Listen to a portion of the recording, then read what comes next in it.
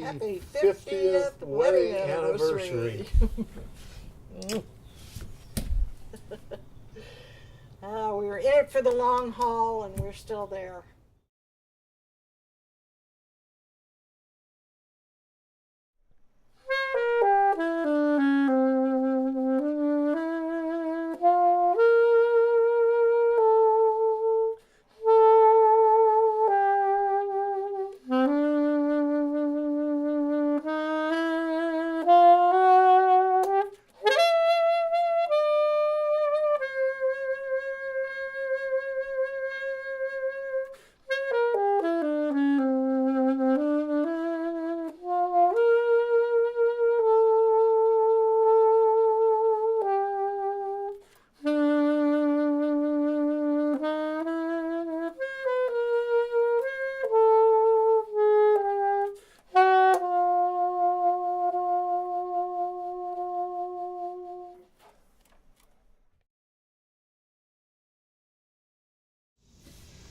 Let's see, growing up in the Zalkowski household, things I learned from mom and dad, I'd have to say with dad, I learned the value of a dollar.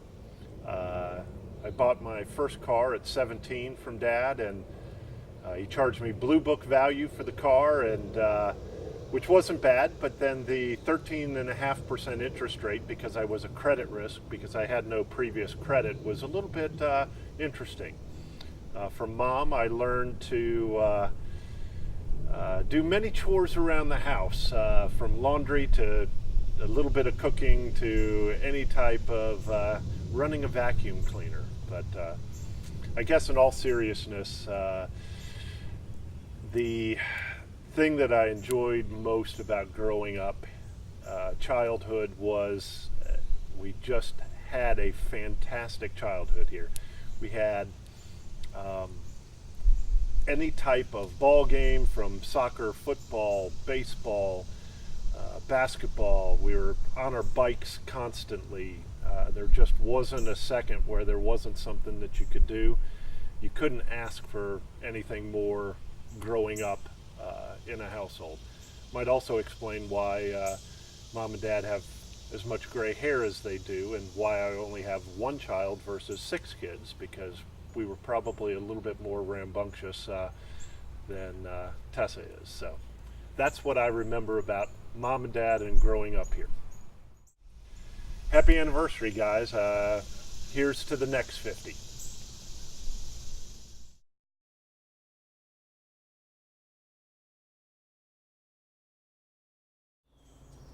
One thing I'm proud of is that Jackie and I have been married, will have been married 50 years. And today's age, that is really uncommon, because the divorce rate, I believe, is over 50%. I would encourage all of my children and my grandchildren to set a goal that their marriages will last. And to accomplish that, you have to be able to give and receive. You have to cut each other, as Jackie says, cut each other some slack. There are going to be hard times, but they don't last forever. The other thing I'd like to impress on our kids and grandkids is that enjoy yourself at the moment, because all of a sudden you're going to be 68 years old before you know it. I can't believe we've gotten this old that fast, but it happens. And I've got a son that I believe is 46 years old, and that kind of blows my mind. He's a little more than that. Is he?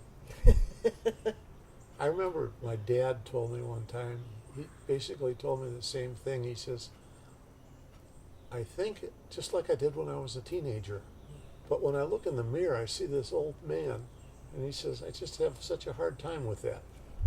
And that's becoming very true for me. It happens, and it happens fast. So have a good time while you're at it. What would you say to your family? Family is extremely important, and the fact that we need to stick by each other. We need to be there for each other, because there are going to be hard times and good times, and you can't really even appreciate the good times until you have some of the hard times. And to be able to weather those storms and to get past our differences or our, little quirks.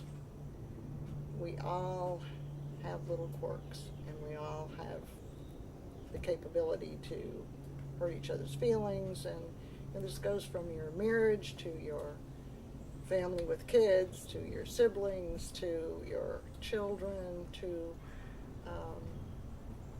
and right on down the line, and to stand by each other and support each other, even if we don't agree with, nobody's going to agree with everything somebody else does. I don't care who you are.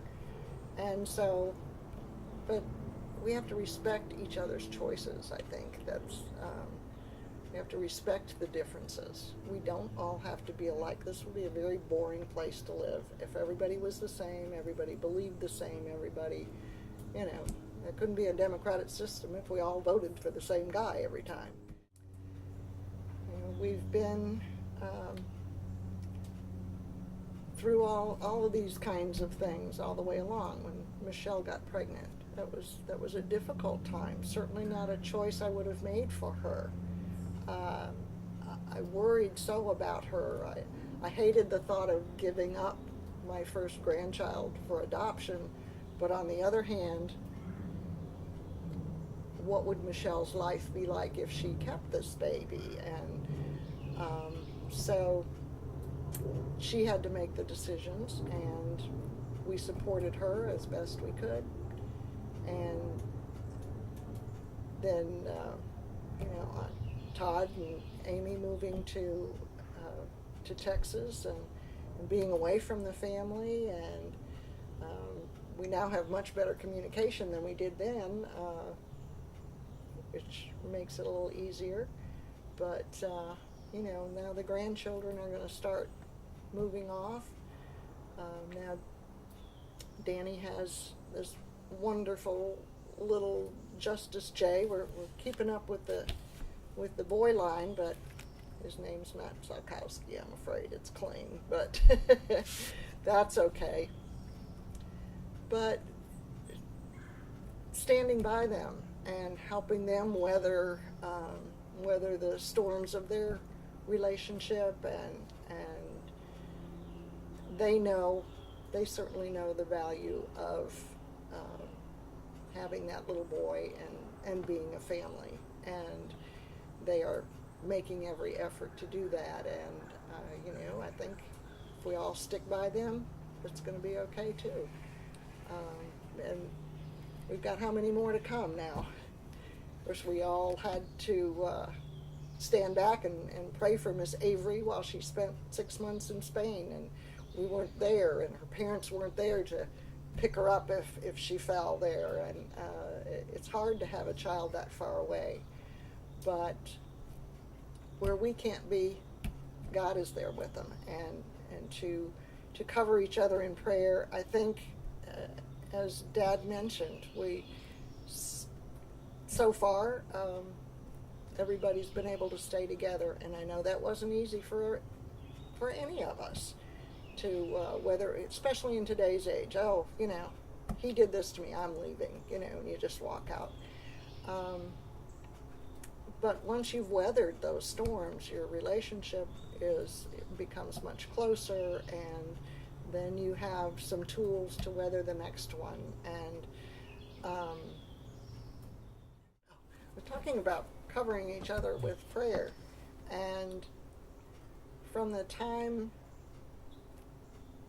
the children were little, we had a friend at church in St. Louis that had a little girl younger than our kids, and she was telling me that she prayed for her little girl every day, that she would find someone as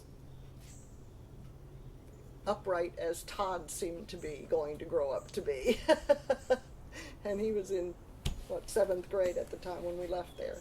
So I thought, wow, yeah, we start praying now for the choices that you would make, that God would be in those choices of your life mates. And can't hurt. You can always, you can always pray, and God hears us, and we might stumble and take a few sidetracks along the way, but Do you see God in the choices that we've made in our spouses?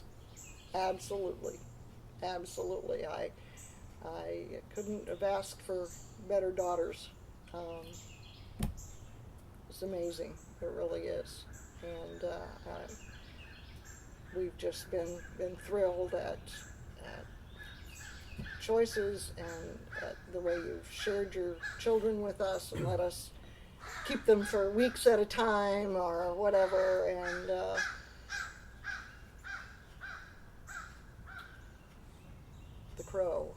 as the crow flies. But yeah, I definitely feel that God has been at work in forming these families and in raising these children. I see healthy, well-adjusted, fine young people coming up, and can't ask for any more than that. One thing I forgot to mention, a quote that says, "Happiness is a mode of transportation. It is not a destination." I think everybody can keep that in their pocket and be good for them.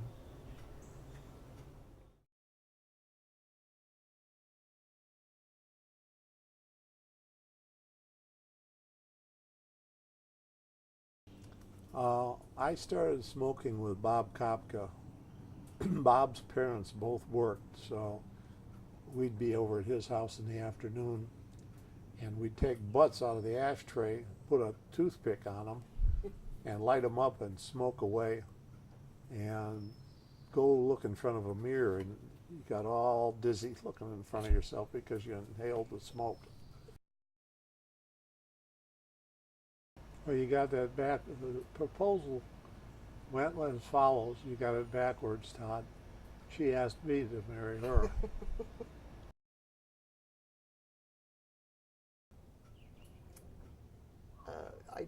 I did get pregnant when I was working down there. Do you want to clarify? You said you got pregnant while you were down there? During the time I worked there, you were conceived by your father and I. And you evidently had to do something because you peed right in my face. And I said, this is, not what I like doing. So as I was picking up your 2 feet to slide a diaper underneath you, you exploded out the other end, and you shot stuff about 3 foot, ended up on my aunt's blanket, the Afghan that she'd made for us, a wool Afghan. And I did the best I could to clean that up. And then, after you had your bottle, I went to burp you, and you threw up all over me. So that night was a triple header. You were very helpful. You would answer the phone for me, and if someone asked for me, you would say, "She can't come to the phone. She's pooping out Michael."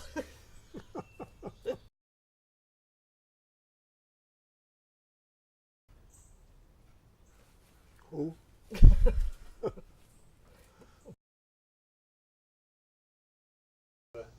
Nobody would invite us over to dinner. Hello, Mom and Dad. Congratulations on 50 years of marriage. That's quite a legacy. You have honored God by staying married for 50 years, and that is an amazing story in this day and time. Not only have you stayed married for 50 years, the legacy that you started has resulted in all of your married children having only one spouse And when you add up all the years of marriage for them, you're at nearly 75 years of marriage for your married children. So be proud of that. Be proud of the example that you set for each and every one of us. Your legacy includes 6 children. It includes 6 grandchildren. And as of the time of the recording of this, 1 great grandbaby. So lots of things to be proud of. I'm proud of each of you for specific things, Dad.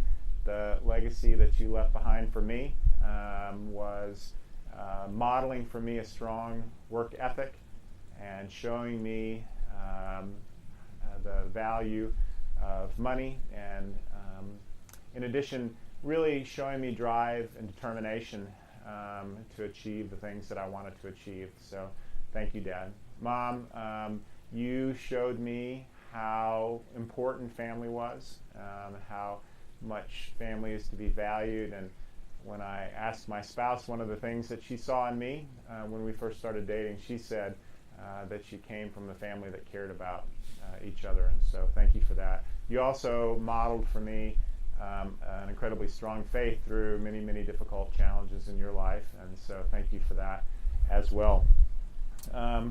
Just be proud of the fact that that your children are healthy. Be proud of the fact that they're all gainfully employed. Many, many things for you to be proud of. And I am proud to be called your son. So happy anniversary. Happy, Happy 50th wedding anniversary. anniversary.